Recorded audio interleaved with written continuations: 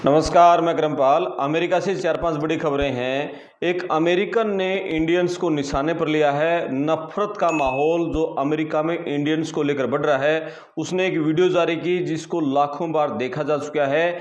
एक अमेरिका में इंडिया के एक 55 साल के आदमी को 5 साल जेल की सज़ा हुई है। उसने करोड़ों रुपए का लोगों के साथ फ्रॉड किया था। एक किसान की बेटी की मौत हुई है और 2 और बच्चों की मौत हुई है, 2 युवा लड़के और जो माँ बाप के इकलौते बच्चे थे। तो इन खबरों में विस्तार से बातचीत करेंगे। दरअसल अमेरिका में एक स्टेट है टेक्सास। टेक्सास में एक सिटी है डलास। डलास में एक युवक है डेनियल कीन, अमेरिकन है। उसने सोशल मीडिया पर एक छोटा वीडियो डाला और उसमें ये लिख दिया कि ये जो मतलब उस वीडियो में ये दिख रहा था कुछ इंडियन लोग थे और वो घरों के बाहर जैसे सड़क पर और ढोल बजा रहे थे और कुछ जैसे पूजा पाठ नृत्य इस तरह से कर रहे थे। तो उसने किया कि जो H1B वीज़ा है ये बंद कर देना चाहिए, ये फ्रॉड है और मैं अपने बच्चों को अमेरिका में पलना बड़ा होता हुआ देखना चाहता हूँ, न कि इंडिया में। यानी उसने ये लिखा क्योंकि वो पूरा जो डलास में जो एक सिटी है जहाँ वो रह रहा है वहाँ इंडियंस की आबादी बहुत ज़्यादा है और कोई भी जो है त्यौहार मनाते हैं हमारे इंडिया में जैसे सड़कों पर वो नाच गाना करते हैं, तो वहीं वो लोग वहाँ जो कर रहे हैं तो उसको लेकर ये वीडियो डाल दी। तो बहुत उस वायरल होगी और कुछ लोग उसके विरोध में आए, बहुत सारे लोग उसके समर्थन में आए। बहुत सारे लोगों ने कहा कि ये एक्चुअल में H1B वीज़ा फ्रॉड है। इंडियंस भर भर के यहाँ आ रहे हैं, यहाँ की कल्चर संस्कृति को खराब कर रहे हैं, यहाँ की जो परंपराएं हैं, यहाँ की जो नियम है, अनुशासन है, उन लोगों को उनको तोड़ रहे हैं। लेकिन बहुत सारे लोगों ने ये कहा कि ये जो इंडियन है ये कुशल पेशेवर हैं, ये डॉक्टर हैं, इंजीनियर हैं, इनके यहाँ पर घर हैं, ये यहाँ टैक्स पे करते हैं, तो इनको सब अधिकार हैं। तो इस तरह से मतलब दोनों तरह की बातें आई, कुछ लोग समर्थन में आए, कुछ लोग उसके विरोध में आए। इंडियंस को लेकर उसने जो बात कही है इस पर आपकी क्या राय है आप कमेंट बॉक्स में लिख सकते हैं। और दूसरी खबर है, एक इंडिया के हैं परमजीत परमार, पॉल परमार के नाम से जानते हैं, 55 साल के हैं। उन्होंने न्यूयॉर्क की फेडरल कोर्ट में अपना अपराध स्वीकार किया है। उस बंदे ने क्या किया था, लोगों के 212 मिलियन डॉलर से ज़्यादा मतलब कंपनियों में इन्वेस्ट करवाए। एक मतलब पूरा एक चश्मा चढ़ा देना अपने, मतलब कहते हैं ना चश्मा चढ़ा दिया, ऐसा एक शीशा दिखाया कि कोई कंपनी दिखा दी, वो कंपनी में इन्वेस्ट करेंगे, मल्टी वो नेशनल कंपनी होगी और ये पैसा वो पैसा आएगा और इस कंपनी इतने कर्मचारी, सब कुछ फर्जी, सब मतलब फ्रॉड था। और लोगों ने पैसा इन्वेस्ट कर दिया, कई कंपनियों ने पैसा इन्वेस्ट किया, लोगों ने, संगठनों ने पैसा इन्वेस्ट किया। 1800 करोड़ रुपए का उसने फर्जी कंपनी में पैसा लगा दिया। उसके ग्राहक फर्जी थे, उसकी जो बैलेंस शीट थी वो सारी फर्जी थे, कर्मचारी फर्जी, सब कुछ फर्जीवाड़ा।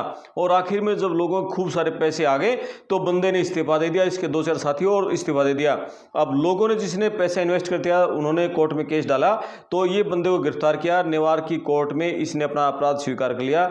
तो कोर्ट ने इसको 5 साल की जेल की सजा सुनाई है, यानी 60 महीने के बाद जब ये जेल से रिहा होगा 3 साल तक ये सुपरविजन में रहेगा, निगरानी में रहेगा। और इसके अलावा 125 मिलियन डॉलर से ज़्यादा का इसको मुआवजा देने का आदेश दे दिया पीड़ितों को।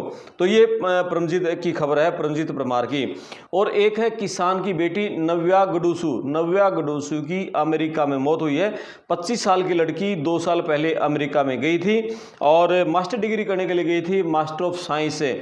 और उसके घर में माता पिता हैं, एक उसकी छोटी बहन है। तो बड़ी बेटी के सपने थे और इंटेलिजेंट थी पढ़ाई में, और पेरेंट्स ने अपनी ज़मीन को गिरवी रख के फिर पैसों का बंदोबस्त किया और फिर बेटी को पढ़ने के लिए अमेरिका भेजा।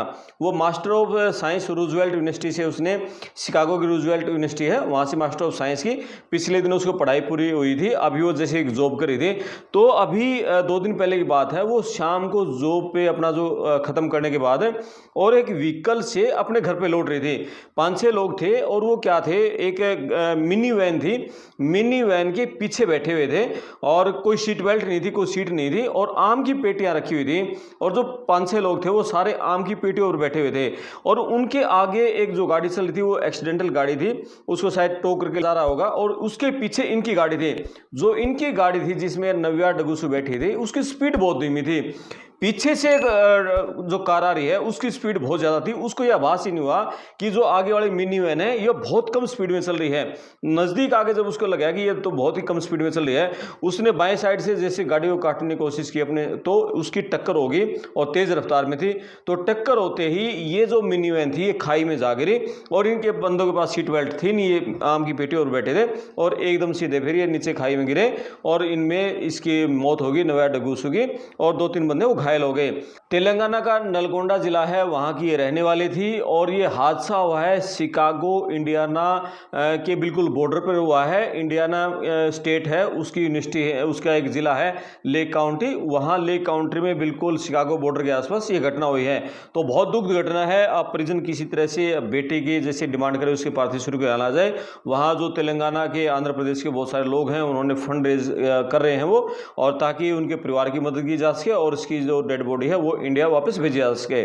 और हरियाणा के 2 युवाओं की भी अमेरिका में मौत हुई है। दोनों अपने परिवारों के इकलौते बेटे थे। एक घटना में हरियाणा में करनाल जिला है, करनाल की शिव कॉलोनी का 40 साल का प्रवीण कुमार 3 साल पहले अमेरिका गया था। एक बेटा है उसका, 2 बच्चे हैं और एक बहन है। पिताजी बुजुर्ग हैं, करीब 30-35 लाख रुपए उसमें खर्चा आया था 3 साल पहले जब वो गया, और वहाँ काम कर रहा था, अमेजन कंपनी में डिलीवरी का काम कर रहा था। तो ये डिलीवरी का जब लेके जा रहा था तो गाड़ी में थे और गाड़ी चौराहे पर खड़ी थी, रेड लाइट पर खड़ी थी, पीछे से तेज रफ्तार कार आती है और इनकी जो गाड़ी थी जिसमें डिलीवरी कर रहे थे उसको इतनी जोर से टक्कर मारती है कि प्रवीण कुमार की ऑन द स्पॉट मौके पर मौत हो जाती है। गाड़ी है बहुत बुरी तरह से क्षतिग्रस्त हो जाती है और बड़ी मुश्किल से उसको गाड़ी से बाहर निकाला गया। 2 और बंदे गाड़ी में थे, वो दोनों घायल हो जाते हैं। तो ये मतलब प्रवीण कुमार के अब जो माता पिता है वो मांग कर रहे हैं किसी तरीके से बेटे की डेड बॉडी लाया जाए। बहुत ही गरीब परिवार है, ज़मीन बहुत कम है और मुश्किल से 35 लाख रुपए कर्ज लेके और तब बेटे को वहाँ भेजा था। 3 साल हुए थे, 2 बच्चे हैं उसके और एक छोटी बहन है। और दूसरी घटना में हरियाणा के ही कैथल जिले के पबनावा गांव का है मनीष कुमार। उम्र उसकी 37 साल, वो 4 साल पहले अमेरिका गया था। 4 बहनों का इकलौता भाई, 13 साल का उसका बेटा है और घर वालों ने 1.5 एकड़ ज़मीन बेची थी, तब जाके उसके पैसों का बंदोबस्त किया, तब जाके उसको अमेरिका भेजा था और वहाँ वो गाड़ी चलाता था। और जब उसकी डेथ हुई ना 2 दिन पहले, तो डेथ से पहले घर वालों ने उसको फ़ोन मिलाया तो उसने कहा कि मैं अभी गाड़ी चला रहा हूँ और गाड़ी चलाने के बाद जब मैं कमरे पे आऊँगा तब मैं आराम से बात करूँगा। जैसे वो गाड़ी चला के और फिर अपने कमरे पे आया है ये बता रहे हैं, और उसकी तबीयत थोड़ी ख़राब हो गई, वो जैसे लेट गया, लेटने के बाद अचानक जैसे उसको हार्ट अटैक आया है और उसकी मौत हो गई है। तो ये मतलब घटनाएं बहुत हो रही हैं हार्ट अटैक की। हमारे जो 35, 40, 45 साल के जो युवा हैं वो लगातार हार्ट अटैक से उनकी मौत हो रही है। 30 साल के युवाओं को हार्ट अटैक आ रहा है। अभी 2 दिन पहले भी एक और जो सॉफ्टवेयर इंजीनियर थे, उनकी उम्र लगभग 40 साल, उनको भी हार्ट अटैक आया था।